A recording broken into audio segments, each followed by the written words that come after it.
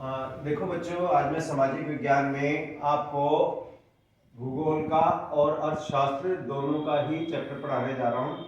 हमारी अर्थव्यवस्था के क्षेत्रक, तो प्राथमिक क्षेत्र, द्वितीयक क्षेत्र और तृतीयक क्षेत्र। तो आज मैंने प्राथमिक और द्वितीयक आपको कक्षाओं में पढ़ा दिया है। जो तृतीयक क्षेत्र है उसके बारे में बताने जा रहा हूँ। ये अर्थशास्त्र में भी आता है और भूगोल में भी। तो हमारा तृतीयक क्षेत्र है वो सेवाओं का क्षेत्र कहलाता है, जिसमें हमें ज़्यादा जोर व्यापार पर देना होता है। किसी से सामान लिया, फिर उसको सामान को ग्राहक तक पहुंचाया, तो ये हमारे सेवा क्षेत्र में आता है। और इसी सेवा क्षेत्र से हम व्यापार करते हैं। तो व्यापार का मतलब है पैसों का लेन देन। कोई भी चीज या कोई भी वस्तु जिस पर हमने पैसा लगाया यानी कि निवेश किया और उसके बाद उस पर मेहनत करने के बाद जो खर्चे हैं वो निकाल लिया, जो अपना लाभ है वो निकाल लिया और फिर उसे बेच दिया, तो ये व्यापार कहलाता है। इस व्यापार में सबसे बड़ा सहायक है हमारा बैंक। और अब जो बैंक है हमारा, खाली बैंक में जाने से काम जो पहले चलता था जब ऑफलाइन थी, अब कुछ वर्षों के बाद जो बैंक है हमारा वो भी ऑनलाइन हो गया। तो ऑनलाइन होने के कई लाभ हैं। ऑनलाइन बैंकिंग घर में बैठे बैठे, और सबसे बड़ी बात, आप लोग अब फोन पे और पेटीएम यूज करते हो, तो ये ऑनलाइन का सबसे बड़ा उदाहरण है। आपको वहां पर जाना नहीं पड़ता और आप बिना नगद पैसे दिए ही डिजिटल मनी जो है उससे आप अपना व्यापार कर लेते हो, अपना काम कर लेते हो, उसकी पेमेंट कर देते हो। और दुकान पर जाने की आवश्यकता नहीं, सारी दुकानें तुम्हारे फोन में है। तुमने फोन पर ऑर्डर किया और वही ऑर्डर आपके घर तक, आपके दरवाजे तक आ गया और आपने रिसीव कर लिया। इवन जब हम रेलवे की और हवाई जहाज की और जो हमारे समुद्री जहाज हैं उनके ऊपर भी हमने अगर यात्रा करनी होती है तो वहां जाने की जरूरत नहीं, ऑनलाइन ही हम सब कुछ कर देते हैं। और इसी तरह से अभी इस समय आप 9वीं से 12वीं वाले छात्र घर पर बैठे होंगे, लेकिन मैं ऑनलाइन मीडियम से पढ़ाकर, डिजिटल मीडियम से पढ़ाकर आपको ये लाभ दे रहा हूँ कि आप घर में बैठे बैठे, चाहे आप खाना खा रहे हो या कोई लिखाई का कोई और काम कर रहे हो, तो वीडियो देख सकते हैं और उससे लाभ प्राप्त कर सकते हैं। तो आज तृतीयक क्षेत्र में आ जाते हैं हमारे व्यापारिक केंद्र के प्रकार। तो व्यापारिक केंद्र सबसे बड़ी बात है आपको, जैसा कि मैंने प्राथमिक क्षेत्र में बताया था, भारत एक कृषि प्रधान देश है। हमारी लगभग 85% जनसंख्या और भी अब बढ़ती जा रही है, वो कृषि पर आधारित है। तो ग्रामीण विपणन केंद्र यानी कि वे वाले केंद्र जो गांव में स्थित है, जैसे कि बीज की दुकान हो गई, रुई की दुकान हो गई और दूसरी चीजों की जो दैनिक उपयोग की वस्तुएं हैं वो वहां पर गांव में, जिलों में बेची जाती हैं, तो वो हमारे गांव में स्थित है। ये ग्रामीण विपणन केंद्र, और इनसे व्यापार भी होता है। अब किसान के पास बहुत सारी सुविधाएं हैं, किसान क्रेडिट कार्ड है, दूसरी चीजें हैं जिनसे वो अपनी कृषि को आधुनिक बनाता है और उसको अपडेट रखता है। तो उसमें गांव में जो स्थित है विपणन केंद्र यानी कि एक तरह से दुकान, जो हमारा ट्रेड सेंटर है वो भी है। और दैनिक उपयोग की वस्तुओं के लिए भी हम उसको इस्तेमाल करते हैं, और सेवाओं की, अब चीनी है, चीनी आदमी घर में भी इस्तेमाल करता है और चीनी बेचता भी है। इसी तरह से कपास है, कपास वो घर पर भी इस्तेमाल करता है, कपड़ा बुनता है और बेचता भी है।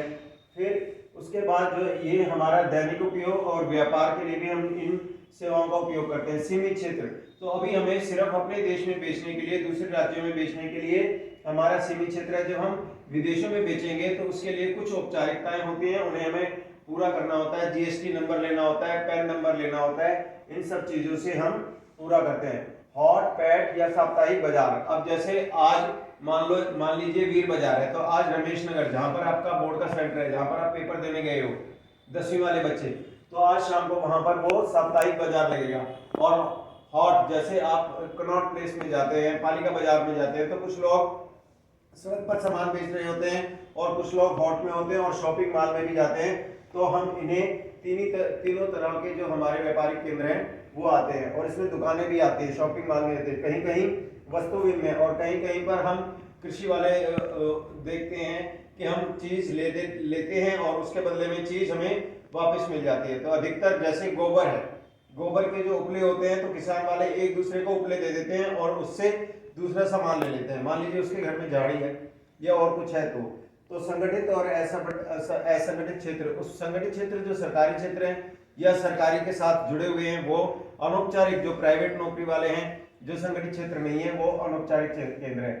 अब ग्रामीण के बाद एक में नगरीय बाजार, नगरों में जो स्थित है, दिल्ली में जो बाजार स्थित है, सामान्य और विशेष, जो सामान्य वस्तुएं बेचते हैं और विशेष वस्तुएं बेचते हैं, जैसे मोबाइल शॉप हो गई, ऑनलाइन हो गया, तो दिन प्रतिदिन इसमें भी ये नए नए खुलते जा रहे हैं। इसके बाद आ जाता है हमारा परिवहन। परिवहन में दोनों तरह का है, अब जनसंख्या के आधार पर परिवहन डिपेंड करता है। पहाड़ी क्षेत्रों में परिवहन के कम साधन है क्योंकि वहां पर जनसंख्या कम है। जैसे मैदानी इलाका है, दिल्ली है, उत्तर प्रदेश है, मुंबई है, वहाँ परिवार ज़्यादा है, परिवहन के साधन ज़्यादा है और वहाँ पर परिवार भी ज़्यादा रहते हैं क्योंकि वो समतल क्षेत्र है, वहाँ पर आबादी ज़्यादा है।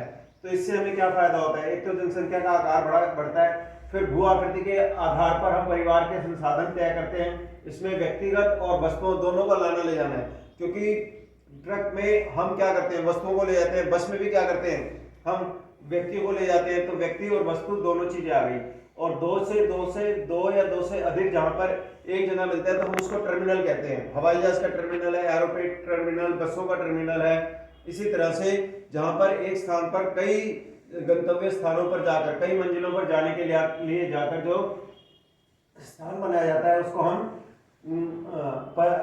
टर्मिनल कहते हैं, यानी कि एक तरह से उन्हें हम नोड कहते हैं। तो ये 12वीं में भी है और 11वीं में भी है। इस तरह से हम अपने परिवहनों को बढ़ाते जा रहे हैं। साथ साथ अब हमारा पर्यटन भी परिवहन से जुड़ा हुआ है। अब हम घूमने जा रहे हैं, महाकुंभ में बहुत सारे लोग घूमने जा रहे हैं, तो एक तीर्थ स्थान हो रहा है और इससे देश का भी विकास हो रहा है। हमारे देश का जो जीडीपी है वो लगभग 40% हमारा पर्यटन पर ही आधारित है। तो पर्यटन को भी हमने ऑनलाइन कर दिया। अब जब तुम कॉलेज में जाओगे तो वहां पर भी है, टूरिज्म वाला कोर्स है। तो जो बच्चे टूरिज्म वाला कोर्स करते हैं वो सीधा पर्यटन में चले जाते हैं। इससे रोजगार के अवसर बढ़ते हैं। ड्राइवर, कंडक्टर, ऑनलाइन लोग, बहुत सारे लोगों को रोजगार मिलता है। और गाइड, टूरिस्ट गाइड मिलते हैं, जो इतिहास पढ़ते हैं, भूगोल पढ़ते हैं, तो वो बच्चे गाइड बन जाते हैं। फिर मांग भी है आजकल। और चिकित्सा पर्यटन, बहुत सारे विदेशों में, जैसे कोरोना में बहुत सारे दूसरे देशों से लोग यहाँ इलाज करवाने आए थे। और कई बीमारियां ऐसी हैं जिनका सिर्फ भारत में ही इलाज है, तो वो इलाज जो है वो यहाँ पर लोग इलाज करवाने भी आ जाते हैं। और दिल्ली में कुतुब मीनार घूम लेते हैं, चिड़ियाघर घूम लेते हैं। तो चिकित्सा करवाने के साथ साथ उनका पर्यटन भी है। तो यही सारी चीजें आपको आदेश बल सर ने भी समझाई हैं, यही सारी चीजें मैंने भी समझाई हैं। तो इसीलिए ताकि बच्चों को आसानी से समझ आ जाए, एक ही टॉपिक, एक ही विषय को 2 अध्यापकों ने अलग अलग समझाया। अब ये बच्चों की समझ पर डिपेंड करता है कि इनके मेन पॉइंट्स बनाकर नोट्स बनाएं और परीक्षा में अच्छे से अच्छे अंक पाएं। फिर भी अगर किसी बच्चे को कोई पॉइंट समझ नहीं आता, कोई प्रश्न समझ नहीं आता, तो आपके लिए हमारे द्वार सदा खुले हैं। स्कूल टाइम में कभी भी आकर समझ लें, चाहे व्यक्तिगत चाहे individual. You are most welcome. All the best for the exam. Thank you.